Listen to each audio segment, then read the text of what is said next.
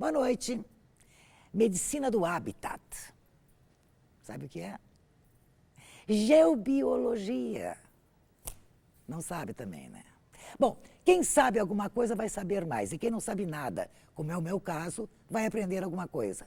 Até porque a produção trouxe para o programa dessa noite a grande autoridade no assunto.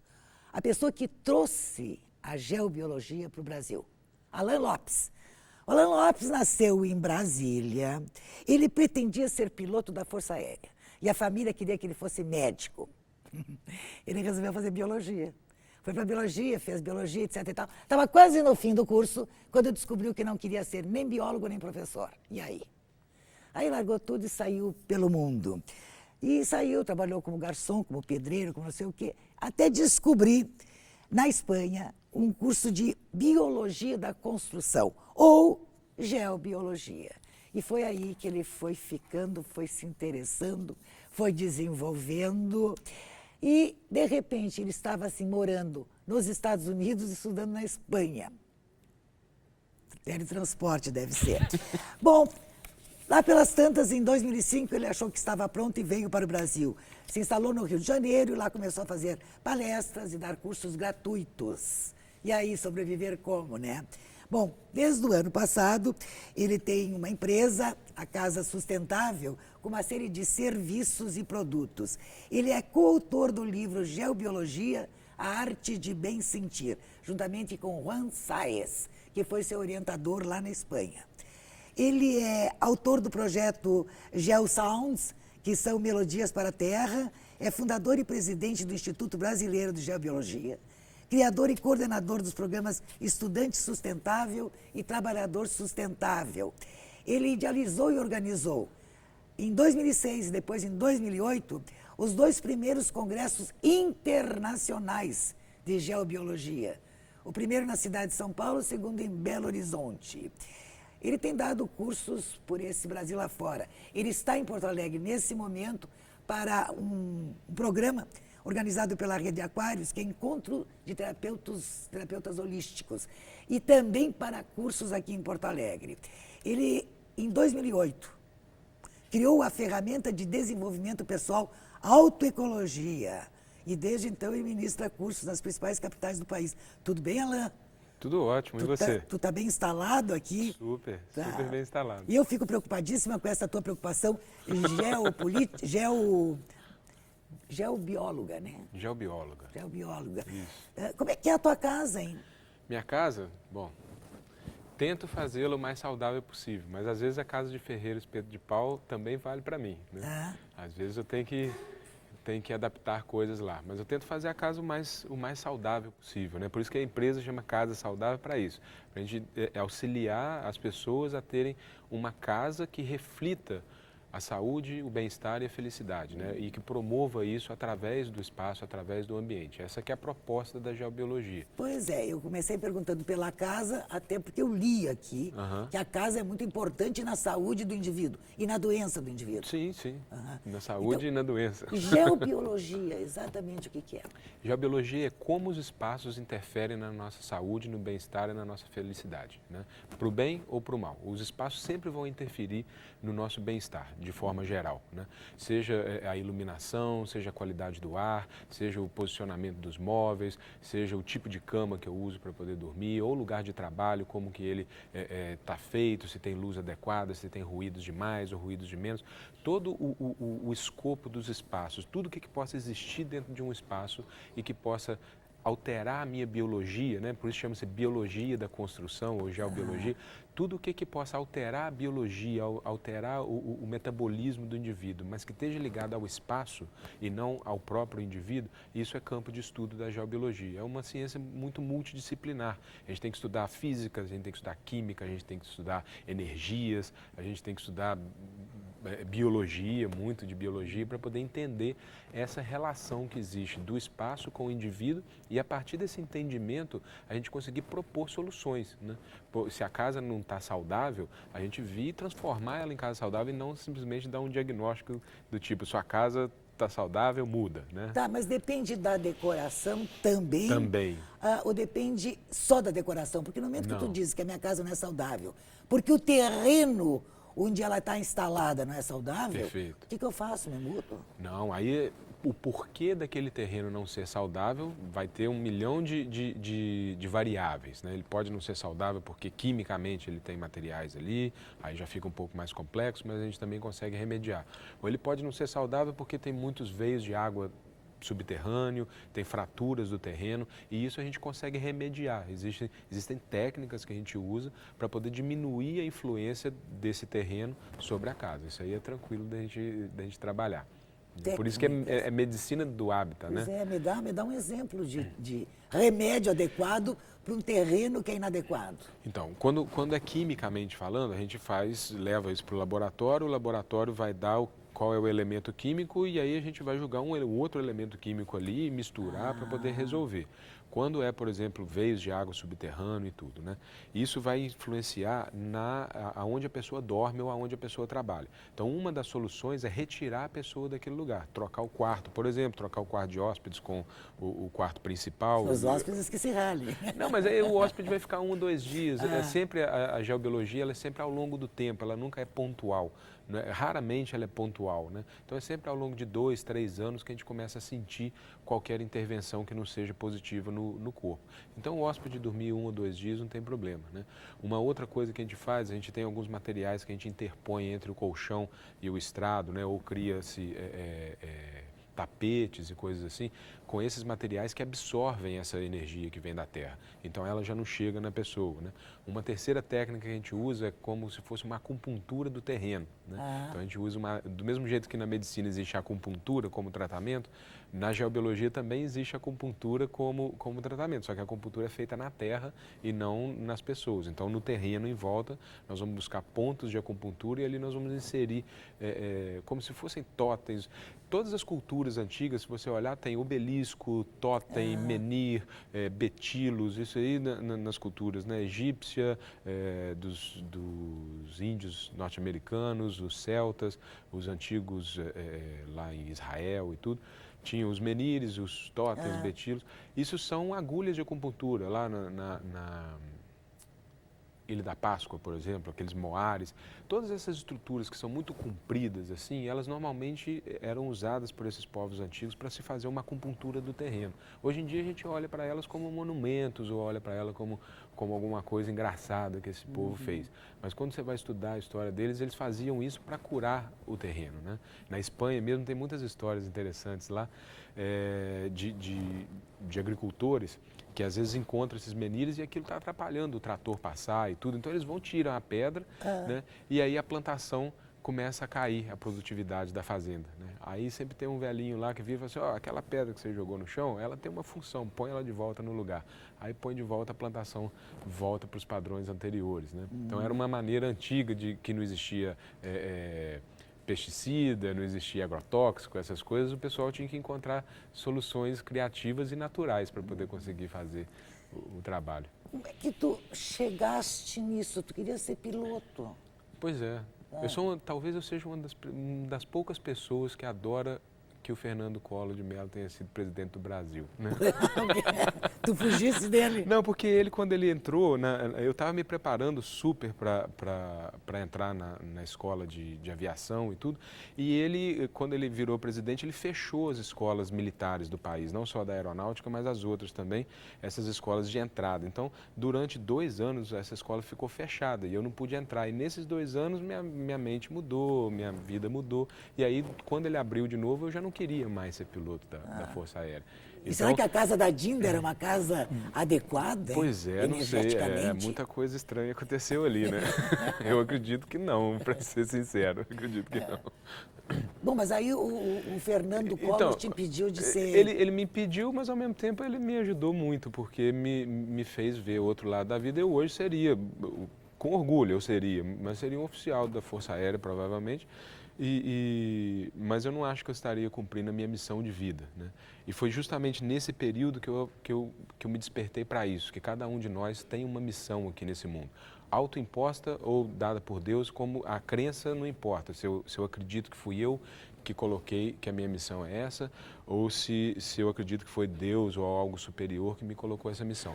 Mas foi justamente nessa época que eu entendi esse conceito de que nós não estamos aqui soltos, né? Nós não estamos aqui como folha ao vento, né? Que cada um de nós tem uma missão e um papel para desenvolver aqui. E embora naquela época eu não soubesse qual era a minha missão, eu sabia que eu precisava ir atrás dela e descobrir e entrar num processo de autoconhecimento até que eu pudesse descobrir isso. E isso é uma coisa que dura até hoje, embora hoje eu já tenha muito mais clareza do que é que eu venha, que é que eu vim fazer aqui nesse lugar. Mas a biologia te oferecia essa chance de autoconhecimento. Então, eu queria, ao buscar esse autoconhecimento, eu queria um curso que existia antigamente, chamava-se História Natural. E a História Natural você estudava tudo. Então, como eu não sabia o que era que eu queria fazer, eu queria um curso assim, o mais abrangente possível para que eu pudesse olhar para o mundo de forma mais ampla possível e então tentar achar alguma coisa, né? E aí esse curso não existia mais e o curso mais próximo que existia dele era a biologia, né? E aí, para desgosto da família, etc e tal, que eu era um cara estudioso, eu ia bem nas provas, não existia a menor dúvida que eu poderia passar em vestibulares, essas coisas assim.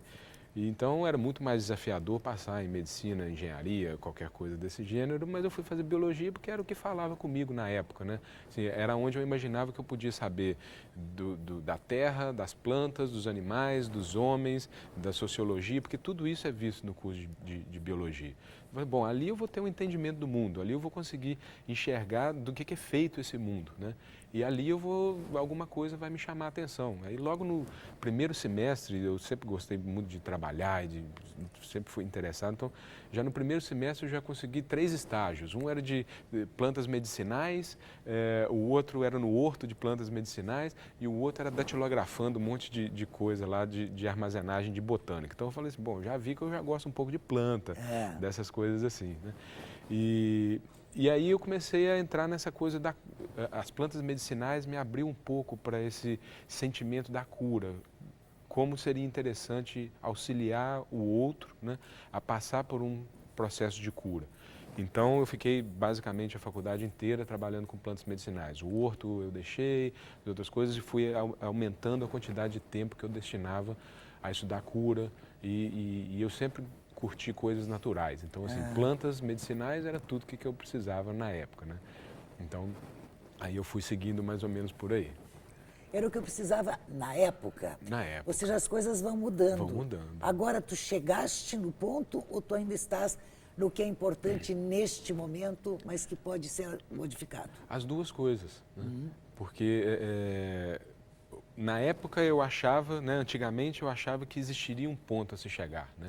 Hoje em dia eu já entendo que cada passo é o ponto a se chegar, né? Eu estou aqui e esse é o ponto onde eu preciso estar aqui e agora, né? Se eu daqui a 2 minutos morrer, eu morro feliz, porque eu morro com a minha missão cumprida, eu cumpro ela a cada segundo, né? Então é o que precisa agora e ao mesmo tempo já é o ponto de chegada. E se eu continuar vivo e se eu continuar fazendo, alinhado com a minha missão de vida, durante mais 30 anos, ou mais 50, ou mais 100, a cada momento eu estarei no objetivo e no que é necessário agora. Então o momento seguinte é surpreendente, tu não sabes como é que ele é. Para todos nós. E tu estás disponível para o que aparecer. Eu estou aqui. Tu disseste, né, a tua missão, tu está sendo guiado. Guiado, a teu ver, por quem? Pelo quê? Eu sinto que eu sou guiado por Deus e por Deus que existe dentro de mim. Eu acho que eu sou um pedacinho de Deus, eu acho que todas as pessoas é um pedacinho de Deus. Então, tanto existe o Deus macro, o Deus universal que guia todos nós, quanto existe um pedaço dele dentro de cada um de nós. E aí esse Deus, essa coisa mais divina, eu acredito que ela tem um plano para tudo e para todos nós aqui. Eu sou super, nesse caso seria religioso, embora eu não tenha uma religião, né? Mas eu acredito que o que me move a cada momento é esse sentimento de estar conectado a essa fonte e entender o que essa fonte me mostra como necessário a ser feito, né? Eu me entendo como um servidor. Aquilo que é preciso ser feito, eu faço naquele momento, lógico, com ética, com transparência, com correção. Tem alguns princípios que Deus não vai mudar nunca, né? Eles já estão pré-estabelecidos, não precisa ser repetido o tempo inteiro. E quando tu estás disponível para a missão, qual é a missão? Hoje a minha missão é curar as pessoas através do espaço delas, né? Isso é o que eu me proponho, isso é o que eu me dedico 24 horas por dia, né? Encontrar muitas e várias formas de trazer cura, desenvolvimento, crescimento, bem-estar, saúde e felicidade para as pessoas através da casa delas, né? Entendendo que através da casa ela consegue ter uma releitura de si próprio, através da casa ela consegue buscar uma qualidade de vida melhor, né? Então tudo que eu posso fazer para poder auxiliar as pessoas a chegarem nisso, eu tento fazer, né? Eu tento sair do tecnês, né, e encontrar a linguagem que seja uma linguagem mais adequada para as pessoas, não só verbalmente de comunicação, mas de ferramentas, por exemplo. Antigamente eu trabalhava como um consultor independente. Hoje eu já montei uma empresa. Eu montei uma empresa não só porque eu quero expandir o meu negócio, mas porque eu entendo que levar essa saúde, esse bem-estar para a casa das pessoas é a minha missão. Então eu preciso fazer isso efetivamente com mais ferramentas.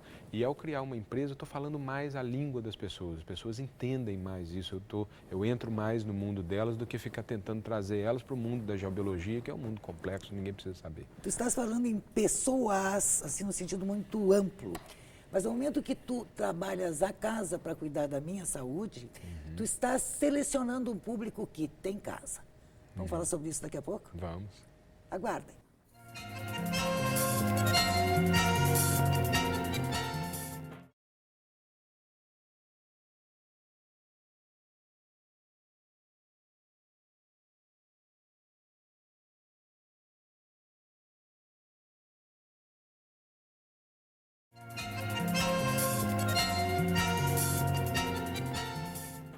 Nós continuamos conjugando verbos na primeira pessoa com Alain Lopes, o introdutor da geobiologia aqui no Brasil.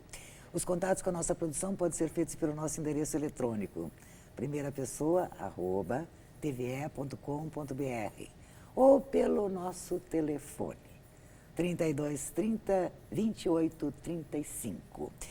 Alain, tu juras que tu podes me curar se eu melhorar a minha casa, torná-la adequada à minha saúde, ao meu bem-estar. Mas nem todo mundo tem casa. Às vezes eu vou morar num morro, pego o terreno que sobrou e ergo com o material que eu consegui no lixo. E essas pessoas têm uma vida, uma possibilidade de cura?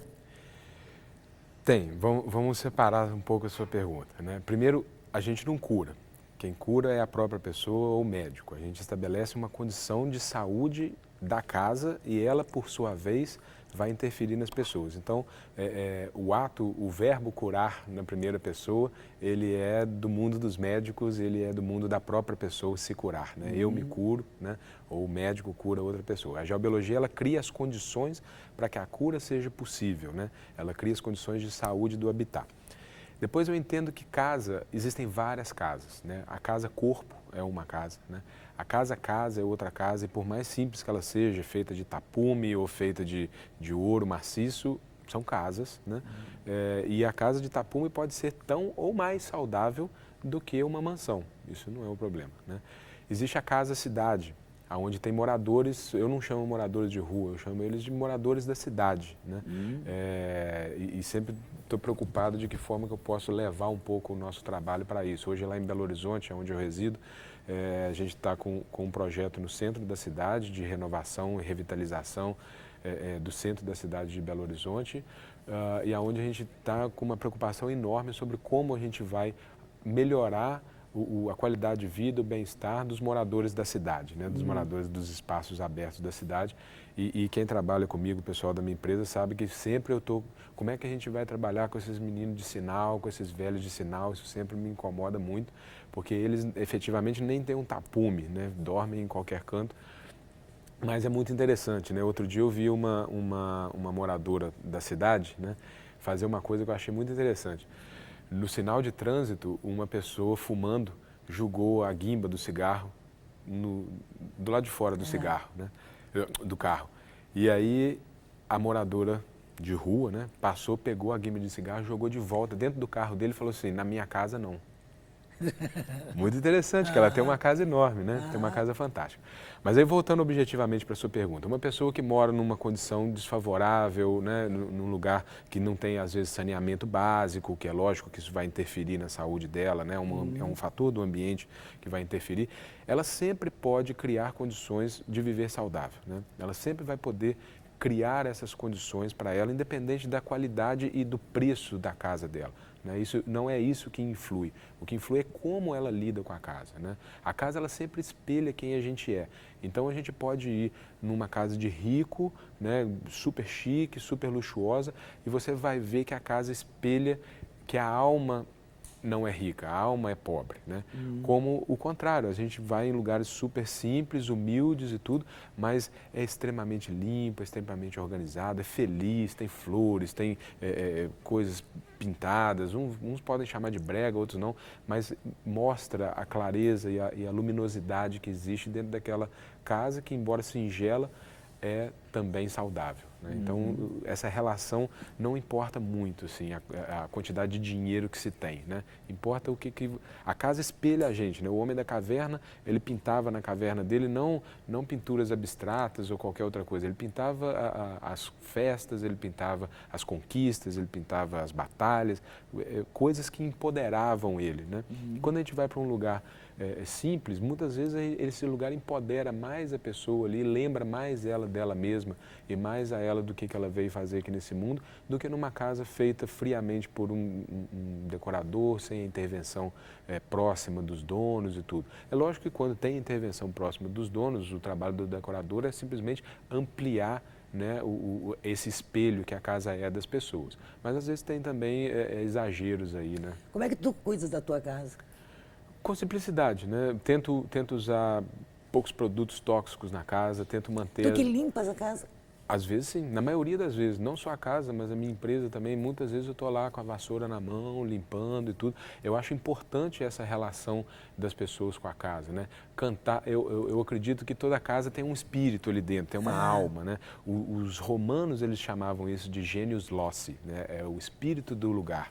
Os chineses também tinham um nome para isso, que eu não vou me recordar agora em mandarim, seja lá o que for. Mas eu acredito que esse espírito do lugar existe, ele habita e ele interage, ele escuta a gente, né? Então, às vezes eu saio e eu deixo música ligada. Não é que a casa está vazia, a casa tem o espírito lá, né? E quando eu volto, eu sinto que a casa está me recebendo de volta. Isso pode ser um animismo, mas eu sinto isso como uma coisa real. Para quem valoriza tanto esse espaço, o espaço que habita, a vida nômade que tu levaste foi meio complicada, né? Então, eu sempre medito muito sobre isso. E até hoje eu ainda levo uma vida nômade, porque eu viajo muito, dou curso em muitos lugares, eu faço atendimentos em muitos lugares, né? Muitas vezes eu teve épocas que eu morava na empresa, né? Enquanto a empresa estava nascendo, a empresa era um quartinho da minha casa, depois a empresa foi crescendo e tomou a casa inteira e passou a ser o contrário da casa saudável. Era uma empresa saudável, mas a casa já não existia mais ali. No entanto, eu medito muito sobre isso. Como é que eu posso trabalhar com casas, sendo que eu sempre vivi de forma nômade? Mas talvez seja exatamente por isso que eu consigo perceber o contraste. Sabe? Eu consigo perceber o que é não estar em casa, o que é estar vivendo vida de hotel o tempo inteiro e o quanto que aquilo é diferente do sentimento de um lar, né? E eu consigo ver esse contraste, porque em tudo na nossa vida, se a gente não tiver contraste, a gente não consegue ver a diferença, né? Quando a gente reclama, aí só quando passa por um momento traumático, que aí ela consegue estabelecer contraste sobre o que é a vida dela no geral e aquele evento traumático, é que ela consegue ver a diferença das coisas. Mas isso não altera a tua produção, a tua criatividade, no momento que tu perdes o equilíbrio da casa, da tua casa? Pode ser que altere. Tu não sabes? Oi? Tu não sabes? Não, eu sou, assim, quem trabalha comigo às vezes fica até meio bravo por causa da quantidade de criatividade que tem rolando, sabe? É muita informação, muita coisa o tempo inteiro, criando. Então, assim, eu imagino o quanto que isso poderia ser mais se eu não saísse muito de dentro de casa, entendeu? Talvez, mas a minha vida eu não fico muito tempo dentro de casa porque eu viajo muito, mas isso é a realidade de muita gente, né? E o trabalho, o diagnóstico é feito pela casa ou pelos habitantes da casa? Pela casa. Porque tu não sabes o que eu preciso numa casa. Tem coisas básicas que todos precisam. Né? A geobiologia, 90% dela está falando disso. Né? Então, um quarto de dormir, por exemplo, voltando ao assunto anterior, eu viajo muito, mas todos os quartos de dormir de hotel são quartos de dormir. Eu chego lá e eu trato eles, eu estou em constante trabalho, todo dia eu trabalho, porque eu trato todo o quarto de hotel e muitas vezes eu saio e falo com o gerente, olha, eu deixei o quarto lá, não é daquele jeito, eu troquei a cama de lugar. O que tu faz, me conta? Às vezes eu troco a cama de lugar, por exemplo, se é uma água subterrânea, eu pego e mudo a cama de lugar para poder dormir Como é que bem. sabe que tem água subterrânea? Aí eu tenho os aparelhinhos para poder ir lá e fazer o diagnóstico, né? Aqueles LEDzinhos de ar-condicionado, de televisores, de DVD e tudo, aquilo ali, a gente entende que quando eles são vermelhos, eles atrapalham a pineal produzir melatonina, essas coisas assim, então diminui a qualidade do sono. Aí eu vou lá e coloco uma fitazinha em cima de cada um deles para poder tampar, né? Desligo o frigobar, que normalmente tem dentro dos quartos, né? Aí fica o ruído a noite inteira e é um ruído de alta frequência, isso é prejudicial para o sono, né? Uma noite nem tanto, mas ao longo do tempo mas como eu estou sempre dormindo em hotel, eu vou lá, primeiro, e às vezes eles estão dentro de umas caixas assim, eu tenho que puxar o frigobar inteiro e ir lá desconectar, eu acredito que a camareira no dia seguinte me dê muitas bênçãos. E aparelho de ar-condicionado, o barulho do aparelho? Eu normalmente deixo desligado, a não ser que esteja muito calor. Aí você tem que balancear, né? O fator calor e o fator barulho. Hoje em dia, felizmente, eles estão produzindo ar-condicionado um pouco mais silencioso, né? Tu disseste que tu parte do princípio, o diagnóstico, tu partes do diagnóstico do Da casa. espaço. Tem coisa que é universal para todo mundo. Então, por exemplo, luz à noite, né? Ruído dentro do quarto, água subterrânea debaixo da cama. Isso independe se é o João ou se é a Maria. Todos eles precisam desses elementos equilibrados. Então, 90% do tempo a geobiologia está trabalhando com fatores que são universais. Então, a gente vai e a gente trabalha a casa, não depende muito do proprietário, mas na parte de ambientação, que a gente chama de psicologia do ambiente, o proprietário não precisa falar muita coisa, que a gente já chega e já consegue ver, né, a casa. Tem uma frase do Goethe muito interessante que é: para você conhecer uma pessoa, não basta trazê-la à sua casa, você precisa ir à casa dela, né? Então, quando você vai à casa da pessoa, você já naturalmente conhece a pessoa e as necessidades dela e o que é importante incentivar, o que é importante ajudar a melhorar, né? No caso de casais, existe incompatibilidade de casas ou de espaços? Pode existir, e aí é necessário fazer um equilíbrio, mas nesses caráteres universais é muito difícil que um precise de luz à noite e o outro precise de escuridão. Às vezes está acostumado, é diferente, né? Tem gente que está acostumada a dormir com televisão, que é um péssimo hábito de vários pontos de vista, né? O campo eletromagnético da televisão é prejudicial, o ruído é prejudicial, as informações que passam depois que a gente está dormindo, elas já entram de forma subliminar e não de forma consciente, já não tem mais o filtro da consciência para limpar. Então é um péssimo hábito, eu sugiro para todo mundo tirar todos os aparelhos eletrônicos de dentro do quarto, né? O quarto é um templo de regeneração da alma, do corpo, né? Mas, então, às vezes a pessoa está acostumada a dormir com a televisão ligada. Isso é costume, né?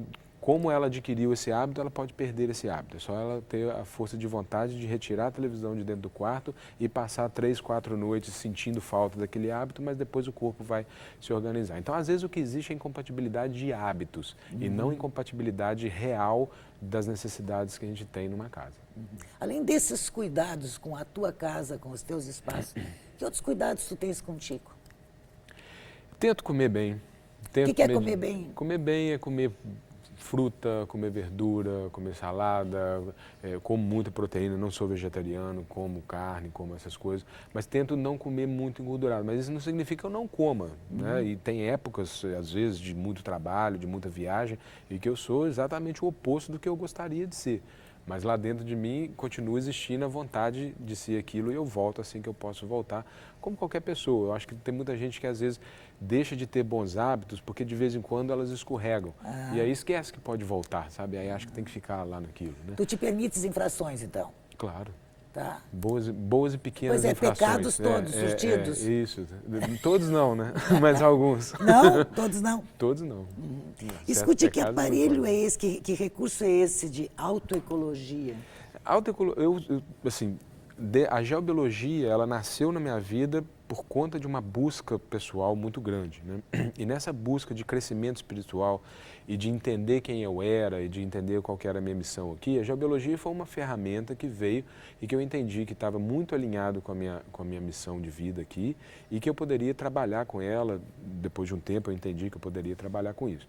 Mas isso veio, na verdade, assim, a minha vida ela está muito permeada, eu acredito que é de todo mundo, em se autoconhecer, em se autobuscar. E aí eu aprendi yoga, aprendi tai chi, aprendi qigong, aprendi uma coisa maravilhosa chamada passes mágicos, de um autor antigo aí chamado Carlos Castaneda, e que quase ninguém sabe desses exercícios. Então eu fui aprendendo um monte de técnicas, coaching, essas coisas todas, só que essas coisas elas não falam muito a linguagem das pessoas. Eu sempre tenho essa preocupação de que forma que a gente consegue falar numa linguagem simples, normal. Imagina, a gente vai chegar e vai falar coisa de yoga, você vai falar aqueles termos todos em sânscrito e não sei o que e tal. Aquilo distancia da realidade das pessoas e as pessoas às vezes deixam de ter um benefício só porque a linguagem é muito complexa, né?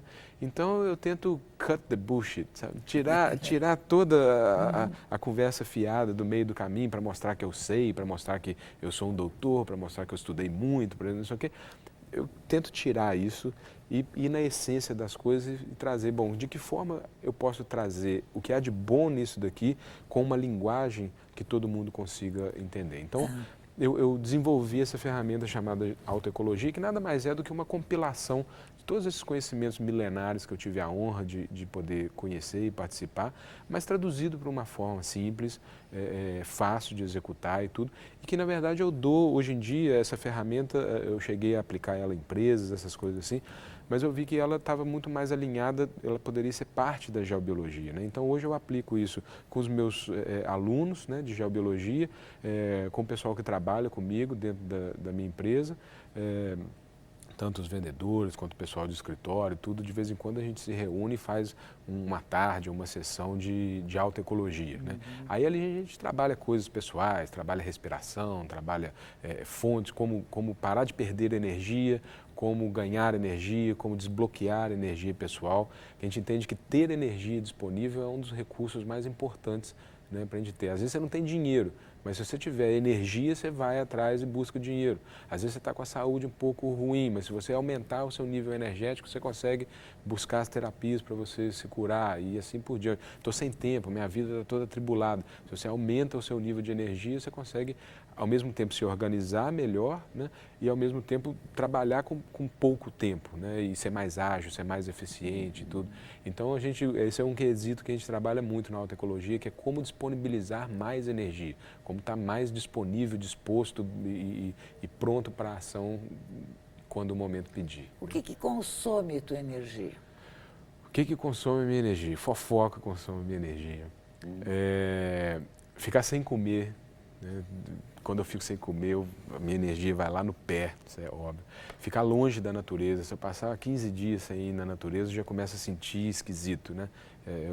Uma cachoeirazinha ou um pedacinho de parque já é o suficiente, mas se possível, lá no meio do selvagem mesmo, é onde eu me recarrego com muito vigor.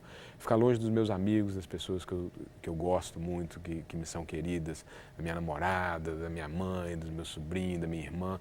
Essas são as pessoas que são queridas a gente deve sempre manter muito próximo, né? Quando a gente fica distante, a gente vai se distanciando também da nossa essência, eu acredito. A indignação consome energia ou não?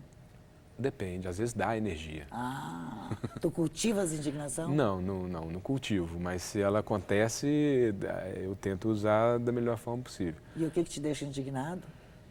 Basicamente, falta de transparência, falta de ética, falta de verdade. Acho que tudo aquilo que é permitido e legal, quando é feito com transparência, com ética, com verdade, com olho no olho, não tem por que se indignar. A indignação sempre vem de algo que estava oculto, né? Algo que estava lá escondido e que veio só no momento conveniente de vir ou veio porque foi descoberto. Isso aí causa indignação. O resto tudo você tem que aceitar, né? Se alguém te faz uma proposta, por mais indecente que seja essa proposta, se ela é clara, ela não causa indignação porque a proposta está clara. Já te fizeram muita proposta indecente? Acho que sim, talvez. E tu ficaste tentado ou não? Não. Não, tranquilo? Não. Bom, talvez tenha tido uma ou duas que nas circunstâncias, não tentado pela proposta, mas tentado pelas circunstâncias de vida. Como eu já te contei, que eu joguei o diploma fora e tudo, teve momentos de fome. Teve épocas nos Estados Unidos onde eu não tinha o dinheiro para poder pagar aluguel e tinha $30 no bolso, do lado de fora menos 30 graus, negativo, e neve e não sei o quê. Nessas horas sempre aparece alguém para poder querer te levar para o mau caminho, né? Mas eu tive a decência de ficar no bom caminho sempre, graças a Deus. Estados Unidos, tu estudavas de repente na Espanha e moravas nos Estados Unidos. Eu quero entender um pouquinho dessa tua teletransporte? Daqui a pouquinho, no próximo segmento, tá certo? Aguardem.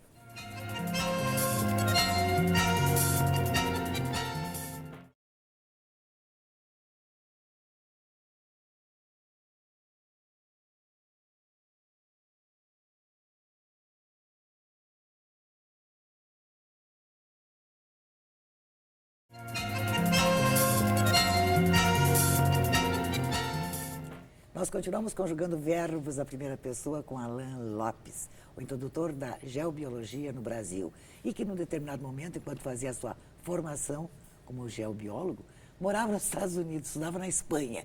Como é que era isso, Alain? A matemática é simples, Ivete. Preciso de dinheiro para estudar, né? Eu não tinha esse dinheiro para estudar. Então eu morava nos Estados Unidos e fazia dinheiro, trabalhava de tudo, consertava computador, trabalhava de garçom, de pedreiro, o que quer que desse dinheiro para sobreviver e para gerar um extra para pagar meus estudos na Espanha. Aí quando eu gerava um dinheiro suficiente, eu ia para a Espanha, ficava lá só estudando, né? Aí estudava, me aprofundava, passava 1 mês, 2 meses às vezes, aí acabava o dinheiro. Aí volta para os Estados Unidos, aí trabalha mais, faz mais dinheiro, volta para lá. E enquanto trabalha, pratica o que aprendeu, né? Enquanto trabalha, fiz muito trabalho gratuito e tudo, não só lá, mas aqui também faço até hoje.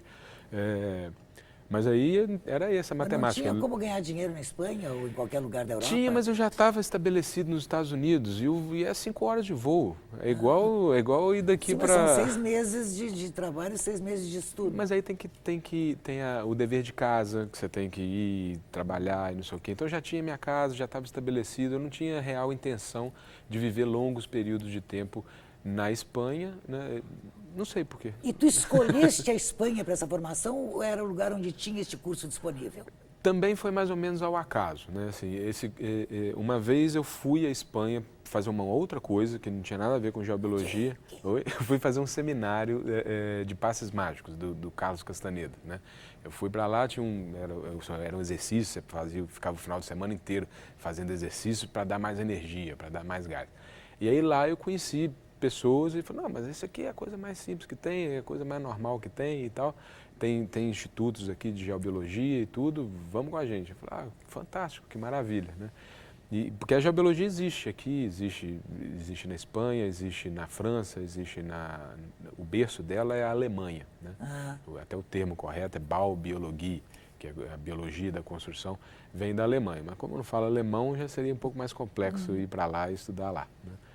Aí foi isso, foi também ao acaso, mas eu acho que eu ia acabar chegando lá de um jeito ou de outro. E tu estás, inclusive, tu és coautor de um livro junto com o Juan Sáez, Junto com o Juan, que era teu orientador, né? Sem dúvida, sem dúvida. Eu estudei também com o Juan. O Juan foi um dos grandes mestres que eu tive, sempre devo muito a ele ter aprendido. Essa técnica que eu estava te falando da acupuntura da terra, eu aprendi basicamente com ele, 100% dela eu aprendi com ele, né? E a gente eu fui aluno dele durante muitos anos, depois a gente ficou parceiro durante muitos anos, trabalhamos juntos, trouxe o Juan aqui no Brasil várias vezes para dar curso, para fazer atendimentos e tudo. Então, é uma figura fundamental na minha vida. Bom, é uma coisa muito nova, que eu não sabia nem o que era, né? Como é que é isso no Brasil hoje? A aceitação desse trabalho, desse projeto? A aceitação sempre foi boa, só a amplitude de divulgação que era menor e que hoje em dia está aumentando muito, né? No início as pessoas sempre gostavam da ideia, mas nem sempre pagavam por ela, né? Então eu fazia trabalhos gratuitos do tipo, se te fizer bem, você conta para as pessoas, né? Nunca fiz propaganda na rua e tal. E isso naturalmente no boca a boca cresceu muito e hoje em dia um dos motivos de eu ter montado uma empresa foi porque eu sozinho não consigo dar conta da demanda, né? Tem muita gente que busca e sempre porque ouviu do outro o benefício, né? Seja na empresa ou em casa, trabalho muito com empresas. Então aí um empresário fala para o outro, olha, a gente estava numa situação X e a gente fez um trabalho com o Alain e a empresa dele e a gente passou para a situação Y e eu recomendo. E aí o outro, por indicação, acaba vindo e trabalhando com a gente. Então, a demanda demanda disso tem aumentado muito, muito, muito.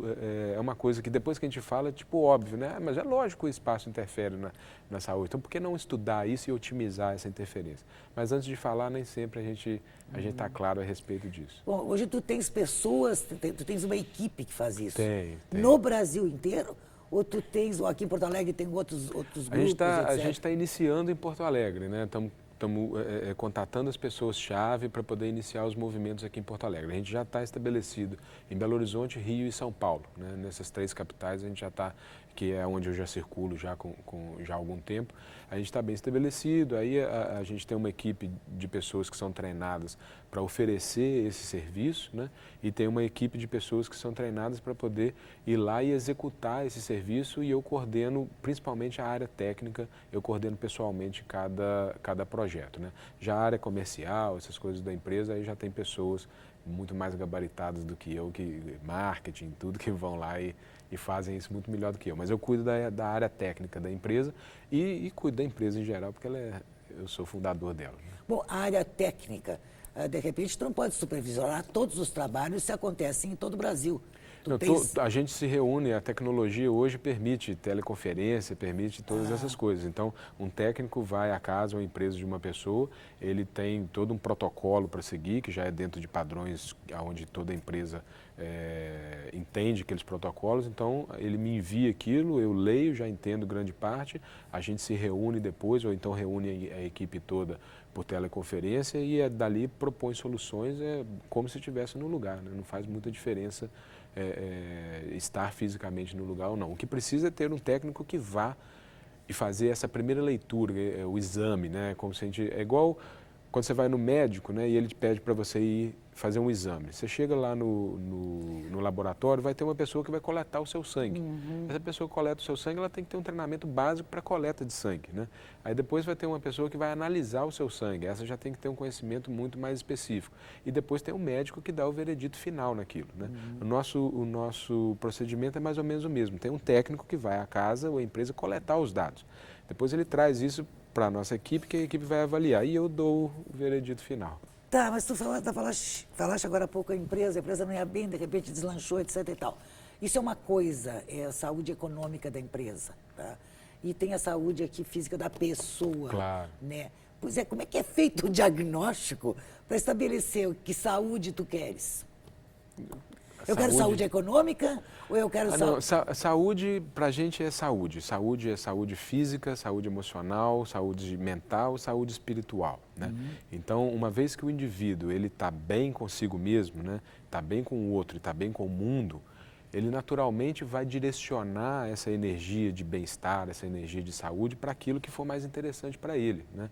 Então, se ele está precisando focar no trabalho e ganhar dinheiro, ele vai focar no trabalho e ganhar dinheiro. Quando a gente entra numa empresa, por exemplo, a gente não faz uma empresa ganhar dinheiro, a gente melhora as condições daquele espaço. Então, antes o indivíduo que estava trabalhando com um barulho muito forte, e ele nem percebia aquilo, a gente foi lá e retirou o barulho. Aquela ausência de barulho vai permitir ele ter energia biológica que antes estava sendo disponibilizada para lidar com o barulho, e ele vai poder focar mais no trabalho dele. Quando ele foca melhor no trabalho dele, ele vai ter melhores ideias, ele vai falar melhor com o cliente ou com o patrão, ele vai retornar uma informação com uma qualidade muito melhor, e isso, todas as partes fazendo isso vão fazer a empresa inteira crescer, né? Mas é lógico que a empresa precisa ter produto ou serviço de qualidade, ela precisa ter uma gestão boa. A gente não vai fazer milagre no lugar. Na tua experiência pessoal, pelo que eu li, não foi exatamente a mudança da tua casa que te fez deslanchar, mas sugestões do teu orientador. Ou seja, tu precisaste de alguma coisa a mais além da mudança da tua casa? Não, o que eu tinha era uma crença limitante muito grande de que esses trabalhos que envolviam energia e tudo, eles não deveriam ser cobrados. Então eu achava que eu tinha que trabalhar durante o dia com qualquer outra coisa, e aí durante a noite eu ajudava as pessoas, mas não cobrava nada por aquilo.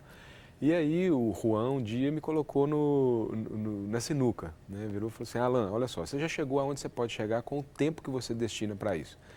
Então, de agora em diante, você tem 3 opções, né? Ou você herda um dinheiro muito grande, ou você ganha numa loteria, ou você passa a trabalhar com isso, porque você precisa de mais tempo para você se aprofundar, se é que você quer se aprofundar nisso. Se isso é o seu caminho de vida, se isso é a coisa que você quer trabalhar, como você me diz que é, então você tem que agir de acordo. Não adianta você ficar lá, mas eu não sou melhor nisso porque eu não tenho tempo. Então faça o tempo. Entendeu? Eu não tinha herança para vir, né? Não julgava na loteria, então a probabilidade de eu ganhar seria muito pequena. Então me restava a terceira opção. E aí eu já tinha conhecimento e estudo suficiente para poder, já tinha estágio, já tinha tudo. E aí depois de um tempo ali de luta com as minhas crenças internas, eu cheguei a um ponto onde eu entendi que não havia problema nenhum em se cobrar, porque é uma troca mais do que justa. E aí eu passei então a ser um profissional. Antes eu era um amador, aí foi um momento de mudança do profissional, do amador para o profissional. E quando voltaste do Brasil, e tu estavas como amadora dentro desta área, estava vivendo de quê? No Brasil eu já vim como profissional. Ah, tá. Quando eu vim para o Brasil eu já vim como profissional, já tinha alguma experiência já na... Tu estás participando aqui de um encontro de terapeutas holísticos. Isso. Tu chamas de terapia esse tipo de trabalho? Chama-se de terapia da casa, né? Porque através da casa você atinge as pessoas. É uma espécie de terapia, né? É uma terapia da casa. Como a geobiologia, existem outras terapias da casa, né? Feng Shui, Vastu. A geobiologia ela é mais moderna, lida com questões mais atuais, da atualidade. Mas é uma terapia, sem dúvida nenhuma, é uma medicina, né? Do hábitat. Tá, e tu usas também os recursos, por exemplo, tu trabalhas com arquitetos, sim, eles te convocam, sim, tu sim. Tu falas também em jardim, como é que é a tua proposta para jardim? Jardim também tem que ser saudável. Como é o nome, né? me diz, é sustentável, né? Jardim saudável, sustentável. E tu né? tem uma coisa sempre está bem atrelada com a outra. Tem alguma coisa de sagrado, desculpa, eu não tô com esse material aqui. Geometria sagrada? Isso. É um hobby, uma paixão. O que é isso? Geometria sagrada, apesar da gente até usar um pouco na geobiologia, é como que o universo foi criado. Né? Tudo no universo tem uma forma adequada para uma função. Essa caneca ela precisa ter essa forma para que ela me dê a função de armazenar a água aqui dentro. Se ela fosse plana igual isso daqui, ela não teria a forma adequada para a função que eu quero dela. Então o universo criou as formas que ele precisa para as funções. Né? Tudo aquilo que movimenta é redondo. Né? Os planetas, a pedrinha que vem rolando no rio, aí chega lá embaixo, redondinha. Então tudo que movimenta é redondo. Né? Tudo aquilo que é cooperativo é hexagonal, né? As abelhinhas e tal. Então o universo tem uma série de formas para um monte de funções. E eu acho esse tema apaixonante. Então eu gosto de estudar, eu gosto de ler a respeito. Às vezes eu troco isso com as pessoas e tudo. Não é meu trabalho, não é no meu dia a dia. Às vezes eu aplico isso em geobiologia quando eu acho que pode ser aplicado, mas não é o dia a dia, não é o trabalho. Mas é um hobby, é uma paixão estudar como é que Deus cria as formas a partir de funções que Ele precisa que aconteçam. E alguma coisa te surpreendeu nesse estudo? De geometria sagrada, todo dia me surpreende, é inacreditável, né? Assim, como a gente é criado, esse pedacinho da falange em relação a esse pedacinho tem uma relação geométrica aqui que é mais ou menos igual, a mesma relação com relação a isso, que é igual em relação a isso. A gente é criado segundo formas e segundo padrões muito específicos. Então, você pega uma fruta e aí você vai ver que aquela fruta tem os mesmos padrões que a minha mão tem. Então Deus ele tem meia dúzia ali de formatos e com aqueles formatos e padrões ele cria essa multidiversidade que a gente tem. Bom, e o jardim, hein? Eu comecei a perguntar... Jardim é parte da casa, né? É uma parte Tu moras numa casa ou num vivíssima. apartamento? Eu moro numa casa. E tu moras fora da cidade ou tu moras na cidade? Não, hoje eu moro na cidade. Hoje a demanda de trabalho e a minha proposta de vida é na cidade. Mas há poucos anos atrás eu morava numa casa que demorava meia hora para poder chegar lá, pegava estrada de chão e tudo. E um dia eu volto para lá. Né? Pois é, tu diz... O momento me pede e eu quero estar na cidade. Né? Então eu estou na cidade e tento fazer a minha casa o mais saudável possível dentro da cidade. Quando o momento novamente voltar, onde eu possa estar fora, nos Estados Unidos também, eu morava numa casa quase de campo e tudo, era super gostoso. Já no Rio de Janeiro, em São Paulo, morei em apartamento. Aí... E tu foste feliz morando em apartamento? Claro, lógico. Tá. O teu contato com a natureza, tu sempre tens de sair Hoje a tua casa te basta? Não, por exemplo, em São Paulo eu morava num apartamento relativamente pequeno, onde eu tinha uma varanda, e aquela varanda era cheia de planta. Ali eu não chamava de jardim, eu chamava de jardão. Era meu jardão. Então tinha tudo quanto é planta ali, tinha chás, tinha hortelã, tinha capim-cidreira, tinha tudo quanto é coisa ali. E eu ali conversava com as minhas plantinhas e tomava elas, e era uma interação super boa. Era o que eu podia ter naquele momento e me bastava. Mas é lógico que eu também, final de semana, eu escapulia para poder ir para a cachoeira, né? Tu falaste, né, eu perguntei se vocês tinham relações com arquitetos, decoradores, etc. Na nossa empresa tem um monte de arquitetos. E com médicos, né? hein? Os médicos devem adorar vocês. Também temos boas relações com médicos, eles super entendem. Médicos e terapeutas em geral, né? É super complementar, porque o médico está tratando da pessoa, mas muitas vezes tem elementos que estão na casa da pessoa que estão interferindo no tratamento e no resultado do próprio médico, né? Ou do terapeuta. Então, ele indica para que a gente vá à casa da pessoa para poder levantar os dados que tenha lá e tudo, para que possa ser complementar. Então, é uma relação sempre muito simbiótica, muito boa. E tu disseste que, às vezes, as coisas no terreno, né, interferem na vida da pessoa. Mas o que a pessoa consome... Claro. O que a pessoa... Tá, como é que vocês examinam isso? Não, aí a geobiologia não examina, né? Assim, aí profissionalmente falando, cada macaco no seu galho. Aí é o papel do médico, do nutricionista. Sim, e mas de tal, repente vai dizer que tal produto interfere com a química do terreno e isso provoca um mal-estar na pessoa, ou não? Pode ser. É uma linha de raciocínio, mas a pessoa não consome aquele produto, né? Ou alguma coisa assim. Ela toma um remédio, sei lá, toma aspirina. Ah, não, isso não. Isso, não? O que o médico receitar, isso tudo, raramente vai ter alguma coisa no terreno que vai interagir, vai gerar uma condição ruim. Isso é difícil acontecer, eu não vi, pelo menos. Tá, e a alimentação? Tu falaste que a casa, meu corpo é minha casa. Né? A alimentação, eu posso falar da minha, né? Para mim. Eu acho que a alimentação é fundamental para todo mundo. Dou minhas escorregadas como todo mundo, mas eu acho assim, que junto com rezar ou meditar, né? Alimentar, respirar, fazer exercício, se alimentar e morar numa casa boa, né? Boa que eu digo, saudável, são fatores fundamentais para você viver bem. Tem questões como a genética que você não pode lidar com ela, você já veio com ela, né? Mas se você vive bem, né? Respira, come bem, água de boa qualidade, mantém bons pensamentos na cabeça, né? Mantém conectado com a fonte que te criou e num ambiente que é saudável e acolhedor, essa é uma das fórmulas para ter uma boa saúde, né? Desses elementos todos, eu entendo da casa, né? Já de alimentação, eu tento, para mim, fazer a minha alimentação o mais possível, a melhor possível naquele momento. Mas aí eu não sou um expert para poder... Tu disseste que a tua energia, por exemplo, se tu está com fome, não comeste direito, a tua energia vai lá embaixo. Vai lá embaixo. Tá, e a alimentação, ela não é só a alimentação do que tu consome para te manter vivo, te manter... É o que culturalmente tu precisa disso. Opa, isso aí é fundamental, né? Alimentar a alma, alimentar a mente, alimentar as emoções. Leio muito, filme, assisto muito. Tem o que você põe para dentro e tem o que você não põe para dentro, né? Evito ficar, não sou um cara alienado, mas eu evito ficar em televisão assistindo notícia ruim. Notícia ruim, eu leio a manchete e rezo para vítimas, essas coisas assim, mas evito ficar entrando naquele monte de coisa. Será que tu ficarias na frente de televisão assistindo essa entrevista? Pô, com certeza. Por você, né? Não por mim. Mas eu quero te agradecer, olha, sucesso aqui em Porto Alegre. Eu que agradeço muito. Porto Alegre te faz bem? Muito, Porto Alegre me faz alegre. Eu sempre tive vontade de vir morar aqui. É verdade. Tá, e essa vontade, o que tu fazes com ela? Por enquanto eu fico só na vontade. E por enquanto eu venho aqui visitar os amigos, dar curso, essas coisas, aí mata a saudade um pouquinho e depois eu volto. Ok, um beijo, muito obrigado e sucesso. Obrigado a você, foi um prazer. Obrigado a vocês também. Na próxima semana, neste mesmo horário, estaremos aqui outra vez, conjugando verbos na primeira pessoa. Boa noite, até lá.